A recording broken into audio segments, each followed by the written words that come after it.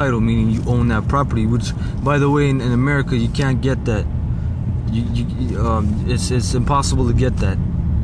All right, go ahead. As transient squatters, they can be evicted at will by the government. Yep.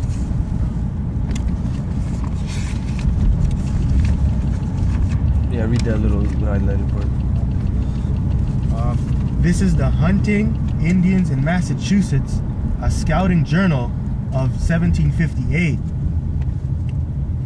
In 1757, the Great and General Court of Massachusetts made a new resolution to rid the colony of the Indian enemy. The bounty on scalps was increased from 250 pounds to 300 pounds, a sum likely to inspire the needy as well as the adventurous. Scalp hunting was not only a sporting pastime, it was a profitable business. Yep. That was it? Yeah, that's all right. And then we're gonna finish off on this, the Thanksgiving special. All right.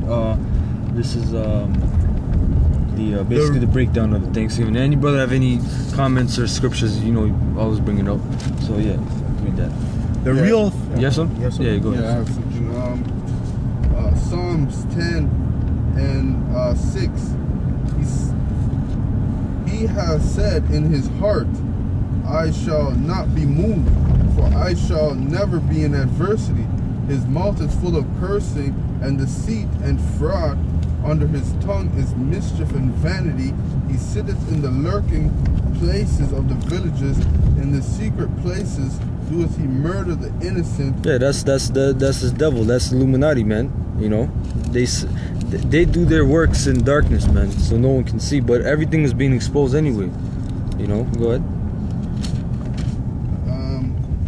His eyes are privily set against the poor. He lieth in wait secretly as a lion in his den. He lieth in wait to catch the poor. He doeth catch the poor when he draweth him in his net. He croucheth and humbleth himself, that the poor may fall by his strong ones. He has said in his heart, God has forgotten. He hideth his face, he'll never see it. Arise, O Lord, O God, Yahweh B'Shem Yahushai. Lift up thine hand, forget not the humble. Wherefore doeth the wicked contempt God? He hath said in his heart, thou wilt not require it. Thou hast seen it, for thou beholdest mischief and spite to require it with thine hand. The poor committeth himself unto thee. Thou art the helper of the fatherless. A lot of you Negroes, Latinos, and Native Americans ain't got no fathers. Yep, that's Break thou the arm of the wicked, and the evil man. Seek out his wickedness till thou find none. The Lord is king forever and ever. The heathen are perished out of his land. Yeah, you got Khazars in our land. Edomites, right? You got Arabs. You got Hamites, refugees now. You know, go ahead. Lord, thou hast heard the desire of the humble. Thou wilt prepare their heart. Thou wilt cause thine ear to hear, to judge the fatherless and the oppressed, that the man of the earth may no more oppress. Yep. The man of the earth is Esau, the Edomite, the so-called white man. The power of the earth is in his hand, you know? Alright, so yeah, read that. The real Thanksgiving Day massacre. The Pequots today own the Foxwood Casino and Hotel in Ledyard, Connecticut, with gross gaming revenues of over $9 billion in 2000. This is truly a very belated miracle, since the real first Pilgrim Thanksgiving was intended as the Pequot's epitaph 16 years after the problematical Plymouth feast. The English tried mightily to erase the Pequots from the face of the earth, and thanked God for the blessing. Having subdued intimidated or made mercenaries of most of the tribes of Massachusetts, the English turned their growing force southward toward the rich Connecticut Valley. The Pequot sphere of influence at the point where the Mystic River meets the sea. The combined force of English and Allied Indians bypassed the Pequot fort to attack and set ablaze a town full of women, children, and old people. Many prisoners were executed, and surviving women and children sold into slavery in the West Indies. Yeah, so you got a lot of Gaddites. They got shipped to the West Indies there, and there was a revolution. I think it was in 1511. Gaddites got put in the West Indies, and they allied themselves with the Jakes there, and they revolted for 10 years against Esau. You know, so they allied themselves together. You know, go ahead. William Bradford, the former governor of Plymouth and one of the chroniclers of the 1621 feast, was also on the hand for the Great Massacre of 1637. Those that escaped the fire were slain with the sword, some hewed to pieces, others run through with their rapiers, so that they were quickly dispatched, and very few escaped. It was conceived they thus destroyed about 400 at this time. It was a fearful sight to see them thus frying in the fire. Horrible was the stink and scent thereof, but the victory seemed a sweet sacrifice, and they gave the prayers thereof to God. Yeah, and then it tells you in the book of I think it's Psalms or Proverbs. Yeah, Proverbs. The sacrifice of the wicked is an abomination to the Most High. You know, go ahead. Who had wrought so wonderfully for them, thus to enclose their enemies in their hands, and give them so speedily a victory over so proud and insulting an enemy. The rest of the white folks thought so too.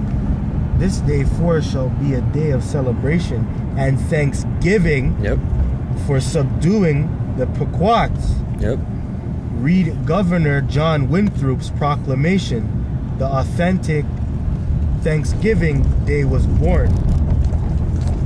Most historians believe about 7 Pequots were slaughtered at Mystic. How much? At 700. Yeah, you said 7. It's like. Oh.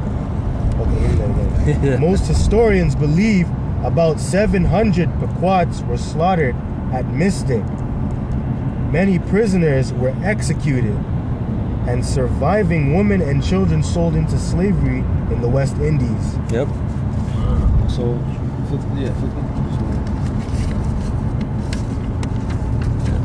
Just the highlight. Just the highlight? Yeah. Okay. 55 years after the original Thanksgiving Day, the Puritans had destroyed the generous Wampanoag and all other neighboring tribes. The Wampanoag chief King Philip was beheaded. His head was stuck on a pole in Plymouth, where the skull still hung on display 24 years later. Yep. This is not thought to be a fit Thanksgiving tale. Yep, so that's why they sugarcoat it, man. It's not a little fun thing to tell little kids that, you know? Go ahead. For the children of today, but it is the real story, well known to the settler children of New England at the time. Yes, little kids knew at the time, obviously, because every time they went outside, they seen his head on the pole, man. You know? Go ahead. The white kids who saw the Wampanoag head on the pole year after year. So this guy, this Jake, he was a chief. They call him King Philip, but he has a native name. I forget what it's called. It starts with an M. All right. The Wampanoag Indians, the Gaddites, after they killed they decimated their forces. Basically, they got the chief and they cut off his head and they put on the pole as celebration and Thanksgiving, furthering, man. All right. Go ahead. On the pole year after year, and knew for certain that God loved them best of all, and that every atrocity they might ever commit against the heathen, non-white, was blessed. So hold on. So get that scripture in Ecclesiastes. Sentence against an evil work. All right, don't worry. You keep reading though. Yeah. So they say, oh, listen, we're not getting judged. So obviously God is with us. That's beautiful, man, because that's in the scriptures, man. That's a direct contradiction. You know. Oh yeah. Just finish that. The British North American colonists' practice of enslaving Indians for labor or direct sale to the West Indies preceded the appearance of the first chained Africans at the dock in Jamestown, Virginia in 1619. The Jamestown colonist human transaction with the Dutch vessel was an unscheduled occurrence. However, once the African slave trade became commercially established, the fates of Indians and Africans in the colonies became inextricably entwined. New England, born of up close and personal, burned them in the fires of hell genocide, led the political and commercial development of the English colonies. The region also led the nascent nation's descent into a slavery-based society and economy. Yep. So it tells you that the Negroes and the Indians, they had an intertwined destiny, meaning they're both enslaved. All right. So get Ecclesiastes. Ecclesiastes 8 and 11. Because sentence against an evil work is not executed speedily. Right. So sentence against an evil work, all these evil works that the white man has done, his sentence is not executed speedily. So that's why they said, "Oh, God is with us." All these atrocities we're doing, God is with us. He loves us. You know. But keep reading. Therefore, the heart of the sons of men is fully set in them to do evil. Yeah, that's exactly the sons of men is the white man and the other nations. All right, and specifically Esau, he's the son of the wicked. All right, so they say it says that their heart is set to do wickedness, so because obviously they're not getting sentence, they're not getting judgment. Go ahead. Though a sinner do evil 100 times and his days be prolonged, yet surely I know that it shall be well with them that fear God, Yep. which fear before him. Yep. So it's all those Jakes that were killed and all that. You know, if they kept the commandments, it's good with them, man. You know, because they're come back in the reincarnation. If they're the elect, then it's gonna be good with them. You know.